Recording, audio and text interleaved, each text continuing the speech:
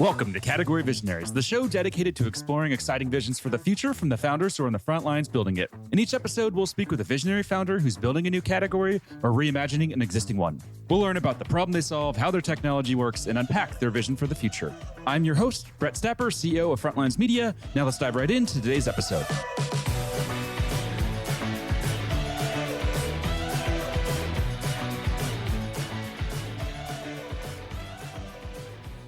Hey everyone, and welcome back to Category Visionaries. Today we're speaking with Sauraj, co-founder of Prior Labs, a company building AI for structured data that's raised $9 million in funding. Sauraj, how are you?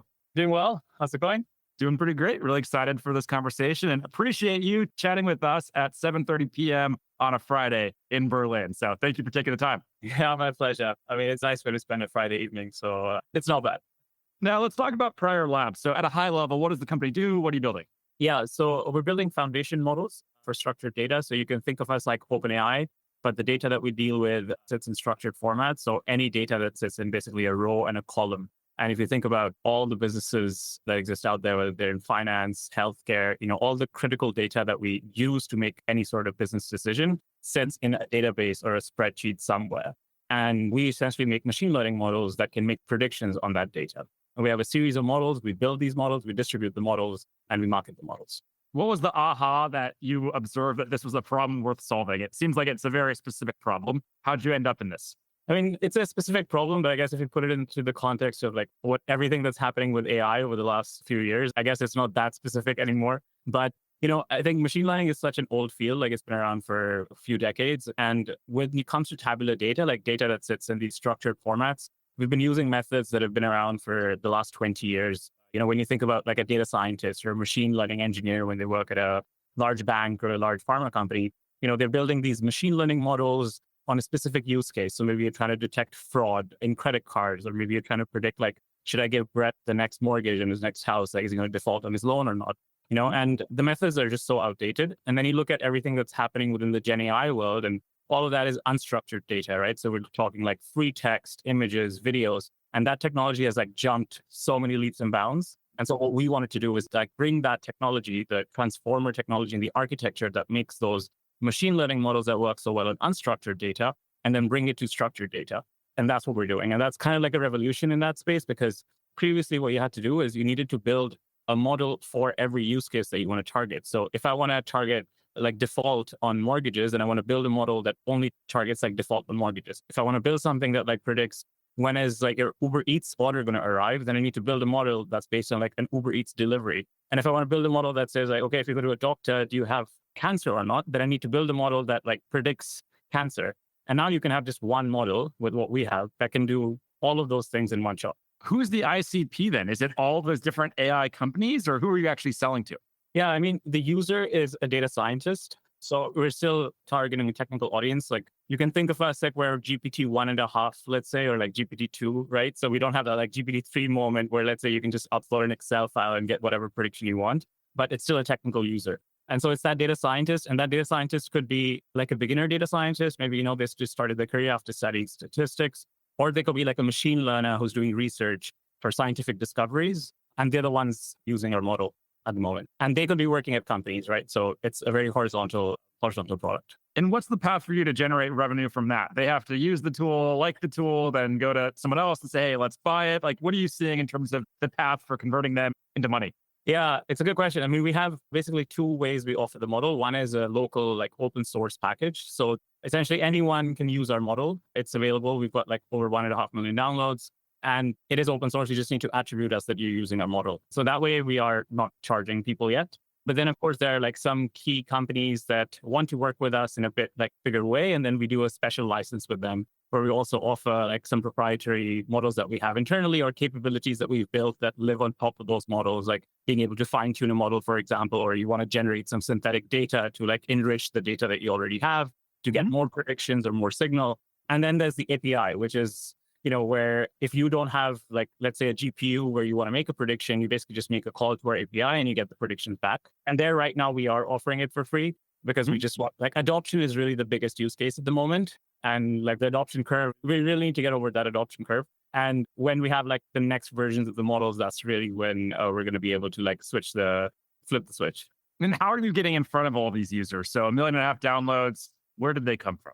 Yeah, I mean, I guess that's what this podcast is supposed to be about at the end of the day, right?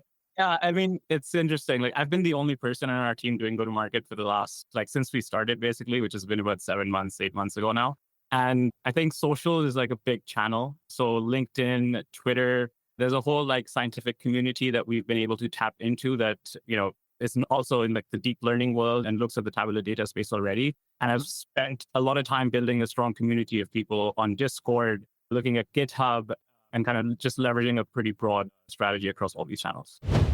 This show is brought to you by Frontlines Media, a podcast production studio that helps B2B founders launch, manage, and grow their own podcast. Now, if you're a founder, you may be thinking, I don't have time to host a podcast. I've got a company to build. Well, that's exactly what we built our service to do. You show up and host, and we handle literally everything else. To set up a call to discuss launching your own podcast, visit frontlines.io/podcast. Now, back to today's episode. And what's the approach on social? Is it founder-led? Like, are you putting yourself out there and being this evangelist? Is it more corporate-led? What does that look like? Yeah, it's a combination. So we have 3 co-founders, and all of us have like different, let's say, superpowers and different sets of audiences that also sit within our socials. And then we have the company, and we've been building a brand for the company. So, I mean, I think now we have like over 3.5, almost 4,000 followers for our page on LinkedIn, like almost 500 plus followers on Twitter. But one of my co-founders has been a professor of machine learning for the last 12 years. So he already had a pretty good following of, let's say, the data science community and the machine learning community within his socials. So that was like the initial push to get people into the Prior Labs brand. And now we're pushing more and more from the Prior brand rather than just our founder-led brands. But then, of course, like I post a lot about use cases because a lot of my network is, very business focused. And so when we need to generate inbound, I'm the one pushing. When we need to like generate more technical, applications for people to apply for jobs with us, we're going through my co-founders networks. What do you think about brand building? Like, has that been a big priority, or it sounds like that's maybe just starting to be a priority? It's like, what is the brand going to stand for? Yeah. What does it stand for today? What's it going to stand for? What's the plan? Yeah, it's a good question. I feel like we're doing something sort of revolutionary because if you talk to a data scientist about what we do, like we've changed their entire workflow because they're used to spending days, hours building these models that now we can do in a matter of seconds. Mm-hmm. And so it's kind of like a wow moment for these data scientists. And I don't think our brand really reflects that right now. And we had a technical audience, right? And a technical user base. So we didn't really focus on like the website. We were really focused on getting really good docs in place, really good like GitHub readmes in place. And the brand was really kind of like building this community and being like open and honest with the community and letting the community also build on top of what we're doing. Mm-hmm. So that was really the focus. And now where we're seeing a lot of things come out of that community is saying, okay, how do we capture all the use cases that are coming out? How do we capture all the leads that are coming out? And how do we start to build like a brand around it?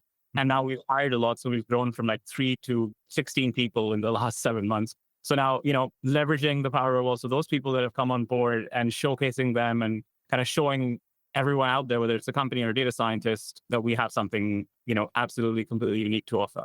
At what point are you going to start hiring go-to-market people? Because I think you said it's just you doing the go-to-market side. At what point do you start building out that go-to-market team? Yeah, so actually 2 weeks ago, our chief of staff joined. So that has already started now. So I can say I'm not the lone person. And I'm hiring for this like founding DevRel person on the team. So that's not a go-to-market. And I'm also hiring for a product role where the person will be kind of like doing half go-to-market and half product. So we are starting to build out the team now after like the first half. It was really important to bring on the engineers and the scientists at the start. And now it's about also building out some of that open source go-to-market team. Yeah, that phased approach makes logical sense. It's a good place to start. Now, what about just go-to-market in general? What else are you thinking when it comes to bringing this to market? I mean, honestly, I'm really, really obsessed about community at the moment. Like I would say one thing that I'm really obsessed about is like, how do I build a community and like make them feel like they're a part of it? So if you think about your team as a founder, like when you build a team, you want them to feel like it's their company, right? Like you want them to feel, okay, ownership for every work that they do. And I'm trying to take that same philosophy towards community building. So, how do you make the community feel like it's their company and how can they actually impact changes with what you're doing? It's a pretty broad application, what we're doing. And we rely on the open source community to like submit pull requests or try out like different packages that we post on GitHub and then, respond to us to tell us like, what can we actually improve? And so I do these like biweekly updates in our Discord where half the content is our updates and half the stuff is just like what the community has done. And then people start DMing me, saying, oh, can you also please post, like I did this, like, can you also please post about this use case? And through that, I actually have been learning so much more about how our product is being used. And that knowledge is basically invaluable right now. So I'm just completely obsessed with doing that and just learning as much as I can from that community. And then I think one thing is that like I try to give them access to something special. So we started like a community ambassadors program where they have access to special features and special mentions from me, for example, or even giving them some swag and having them do like posts together that we can boost for them as well. And like they get to build their own brand a little bit in not just like our community, but also broader in the data science community as well. So trying like a bunch of different tactics at the moment. What about your market category? Like if Gartner were to put you in a category, could they? I guess is step one. Like, do you fit into any existing category, or is this a category creation play because it's an emerging market? Yeah, it's a combination of a category creation, but then sometimes we're also put into foundation models category. And sometimes you can also put us into like these data robot, data IQ, like data science companies that already exist before us. But we're doing something completely different, so it's not always accurate. I can tell you the Gartner analysts like struggled when they came on the call with me to figure out like what category to put us in. But most companies we speak to, like, the teams we're talking about, the same teams that are working with OpenAI or with Anthropic and like the Gen AI.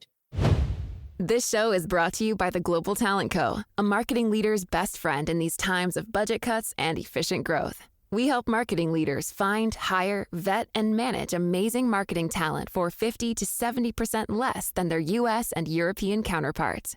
To book a free consultation, visit globaltalent.co. As I mentioned in the intro, and I know in euros, let's get that right, not dollars. What have you learned about fundraising throughout this journey? I mean, I come from a finance background, so I started my career in like M&A and then spent some time in VC. So I have a banking background. I guess the fundraising on this side, though, is a completely different thing when you're doing it for a company. I have to say I enjoyed it, which may not be like every founder that comes on your podcast telling you that they enjoyed fundraising. But yeah, I mean, I think the trick is like, you don't want to overdo it, right? Like there are obviously like specific techniques that work really well. You don't want to raise too much money where suddenly you don't know what to do with it, which I feel like happens a lot in the AI market. And you're not able to spend it fast enough and you're not able to manage it well. And then you blow up too much and then, you just have an organization that's not run efficiently. But you also don't want to raise too little that you're not able to attract the right talent today and you're not able to, spend where you need to spend. Because I feel like if you want to build a company that's going to compete with Google, Amazon, OpenAI, then you want to build something that attracts the people that otherwise would be going to those types of companies. And you want to give them an environment also where they feel like, yeah, this is a company I want to work for. And so you also want to fundraise enough where you're able to offer that to them. I don't know if that was a meme, but I remember seeing that on Twitter. It was like a founder reaching out to someone from like Meta trying to recruit them. And they said like, or their response was, I looked on Crunchbase and your total funding raised is less than my total comp. So not going to be a fit. I've been seeing those memes of like Cristiano Ronaldo being compared to this like AI scientist who got hired at Meta and like these 100 million packages. Like you just can't compete with that. It's and I don't know if it's also like, us being in Europe makes a big difference as well. I think we could have done a bigger round if we really wanted to. But I think for us, it was important to kind of raise an amount where we feel like we don't blow up the company in a way that, before also we're ready, I guess, right? I mean, I have a lot of friends building AI companies in San Francisco, and there's for sure like very obvious benefits, but that is like the downside is the job market is just absolutely insane here for AI talent. So I think you're probably for the best that you're not in San Francisco or the Bay Area. Yeah, but I mean, we're coming there. So I think we're coming there and we're definitely building towards that. And I was in New York like a couple of weeks ago, as I mentioned to you, 20% of our users are actually American. We're talking to American companies. Yeah, the other 15% are from Asia, a lot of people from like Europe. It's a very global business that we're running at the moment. And even our team is pretty global. So we have someone just joining us next week who's coming from the US. I think that's also an opportunity as a European company right now is like a lot of people potentially also want to leave the US and move here. And we're trying to capture that talent a little bit, but we see value of being there as well and doing that. And I think, yeah, of course, that also requires you to be able to pay the people what I guess they have to pay in that market.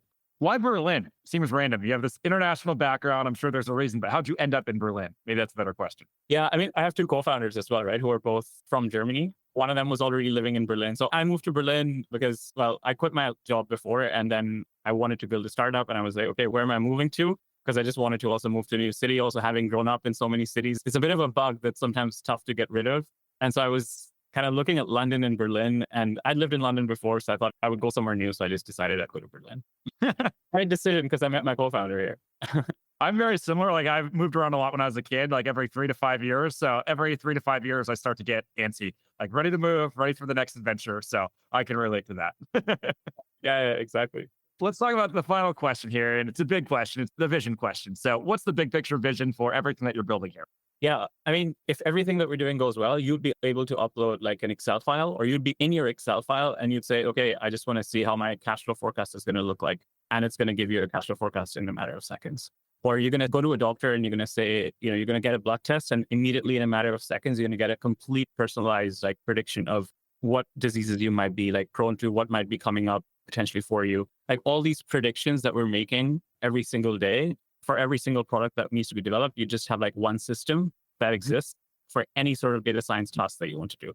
And that's where we're headed. And that's a pretty big task that requires this like multimodal model that can combine text data and tabular data in one model. And that's where we're headed, where we just enable these, basically any sort of analytical prediction workflow in a matter of seconds and bring that power to a user who's not technical at the end. Amazing. I love it. All right, man, we're going to wrap here. You get back to your Friday. Before we wrap, if there's anyone listening in that just wants to follow along with you, where should we send them to? Yeah, I'd say either on our website, which is priorlabs.ai, or on my LinkedIn. Amazing. Man, thank you so much. Really appreciate it. It's been a lot of fun. Yeah, likewise, Brett. Thanks for the time. This episode of Category Visionaries is brought to you by Frontlines Media, Silicon Valley's leading podcast production studio. If you're a B2B founder looking for help launching and growing your own podcast, visit frontlines.io/podcast. And for the latest episode, search for Category Visionaries on your podcast platform of choice. Thanks for listening, and we'll catch you on the next episode.